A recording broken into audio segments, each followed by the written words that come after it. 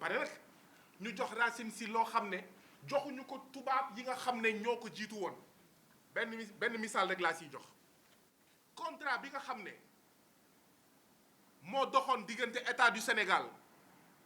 ak Starwood mi nga xam ne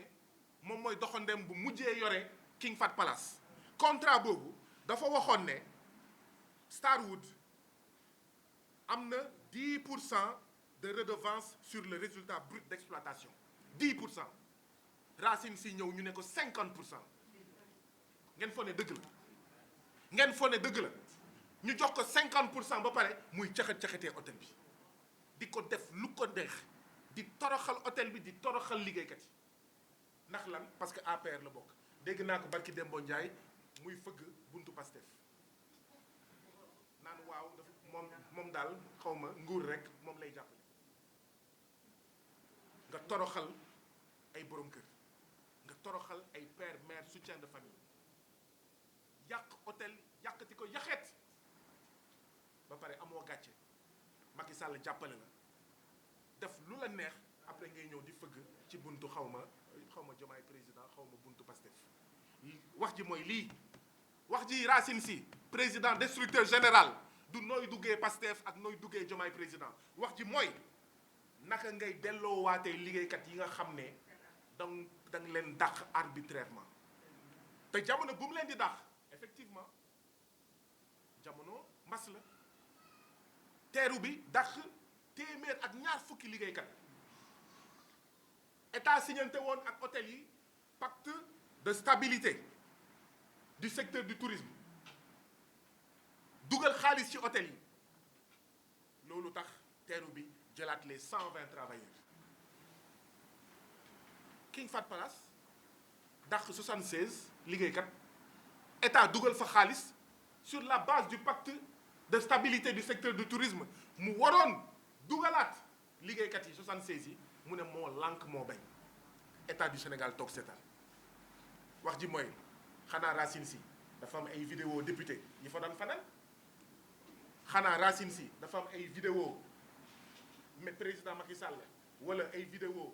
ministre wala DG yi nga xam ne ñoo doon fanaan foofu ba tax mu leen doon chantage ba gouvernement bi sañul wax sañul ŋaan ci li nga xam ne moom la ñu teg ces 76 pères mères et soutien de famille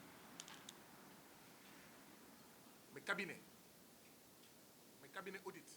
mais Sorex ne day dem auditer Racine Sy ne leen caxac IGE ne dañuy auditer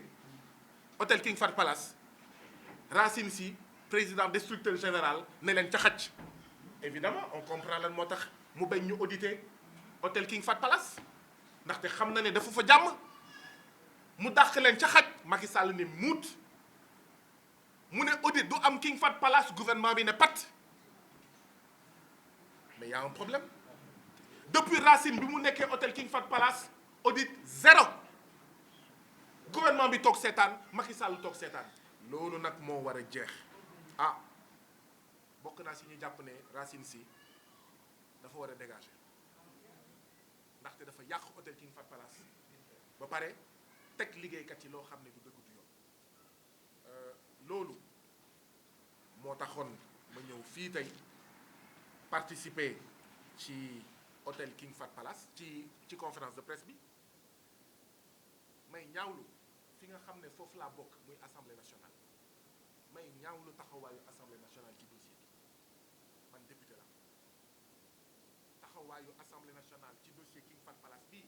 dama koy naxarlu di ko ñaaw dama am gàcce ndaxte ñun député assemblée nationale dañoo waroon ubbi commission d'enquête parlementaire te déposé naa ko ñu ne ñoo lànk teg ci seen conc maa ngi soog a comprendre ndaxte ci Racine Sy li mu may ci gratuité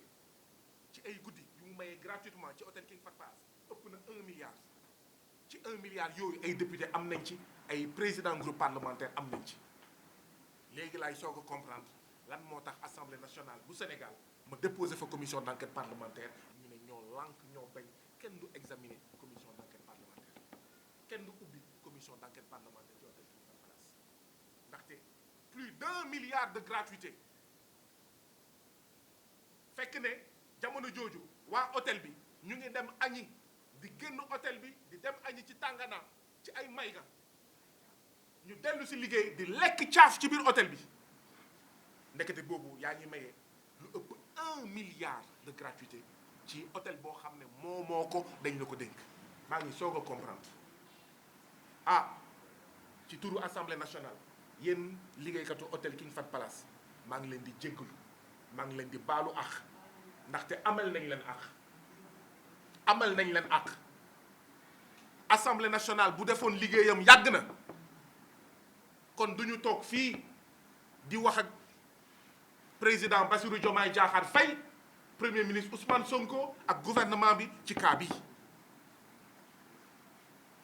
waaye tamit bu defoon liggéeyam depuis avril 2024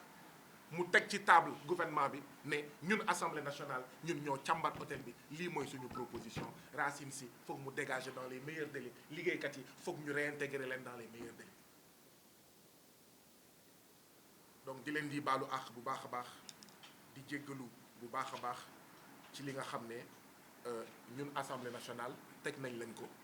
moo tax tamit effectivement assemblée nationale dañ ko war a tas parce que assemblée nationale bi nekkul assemblée askan wi nekkul assemblée liggéeykat yi nekkul assemblée hôtel King Fahd Palace nekkul assemblée liggéeykatu King Fahd Palace donc dañ ko tas askan wi yebal ci assemblée bi ñoo xam ne dinañ leen waxal dinañ leen xeexal dinañ leen jaayante. C'est le député Guy Marius Sagna qui est ici présent à cette conférence de presse pour exprimer toute sa solidarité aux travailleurs de l'hôtel King Fahd Palace, mais également dire à l'opinion publique sénégalaise qui depuis quelques heures suit la polémique autour de l'hôtel King Fahd Palace qu'il y a des choses extrêmement plus graves, extrêmement plus dangereuses, des tragédies et des drames qui ont cours à l'hôtel King Fahd Palace depuis plus de 4 ans. Cet hôtel appartient à l'État du Sénégal. Cet hôtel appartient au peuple sénégalais. Cet hôtel a été confié à Racine Sy, qui en est le président directeur général, mais qui s'est révélé à l'hôtel King Fahd Palace être un président destructeur général de l'hôtel King Fahd Palace. Un président destructeur général de vie de dizaines et de dizaines de travailleurs, pères, mères et soutiens de famille. Et pourtant, quand il est arrivé à l'hôtel King Fahd Palace, que n'a-t-il pas promis aux travailleurs en leur chantant des chants de patriotisme, qu'il allait traiter les travailleurs mieux que Starwood, etc., qui l'avaient précédé à la tête de cet hôtel. Mais à l'épreuve des faits, rien, nada, tous. Il s'est révélé être pire.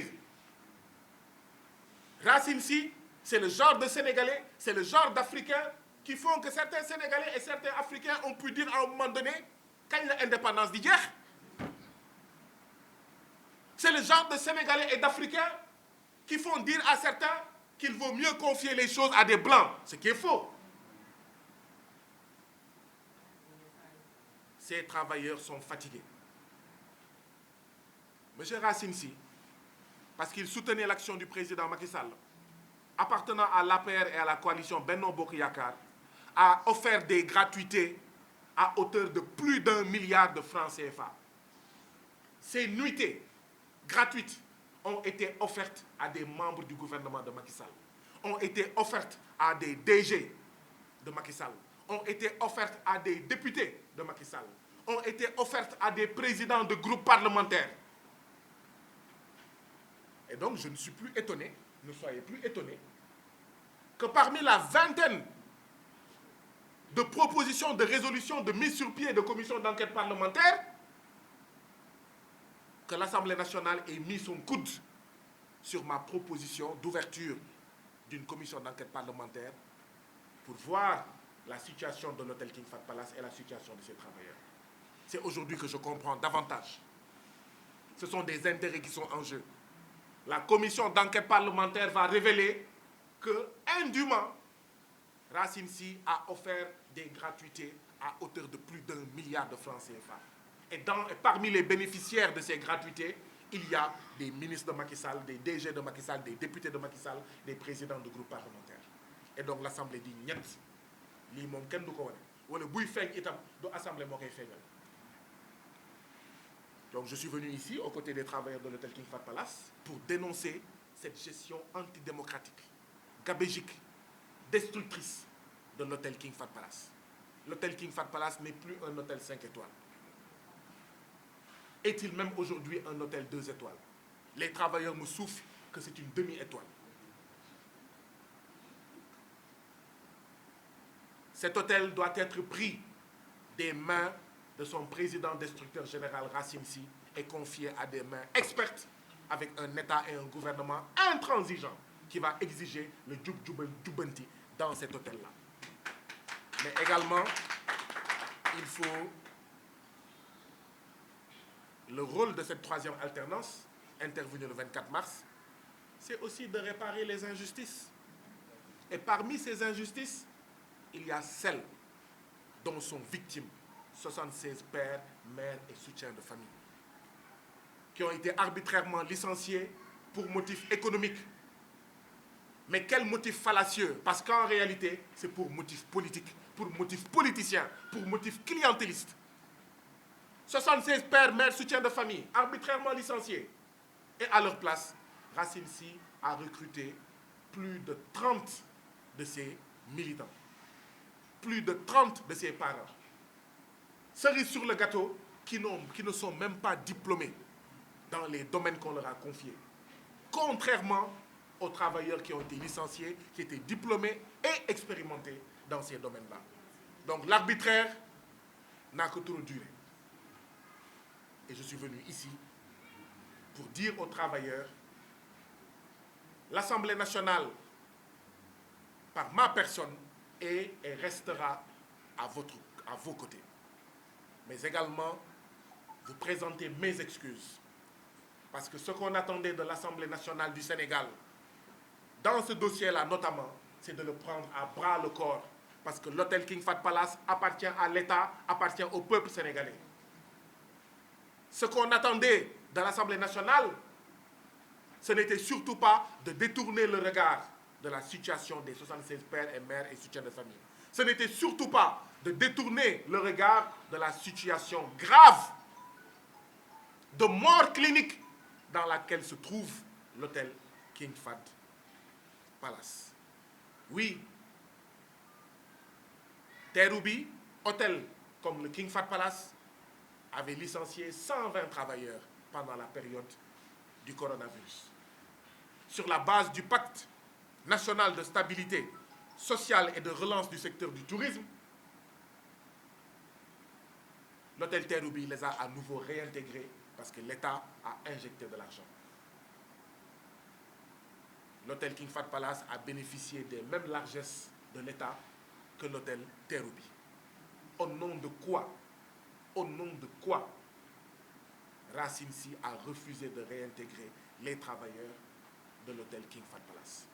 C'est tout simplement inacceptable. Un grand coup de balai est attendu à l'hôtel King Fahd Palace. Un coup de balai qui va y dégager le président destructeur général Racine Sy. Un coup de balai qui va y dégager les pratiques de népotisme, de gabégie, de détournement des biens de l'hôtel King Fahd Palace. Mais un coup de balai qui va y réintégrer également les travailleurs. Je vous remercie.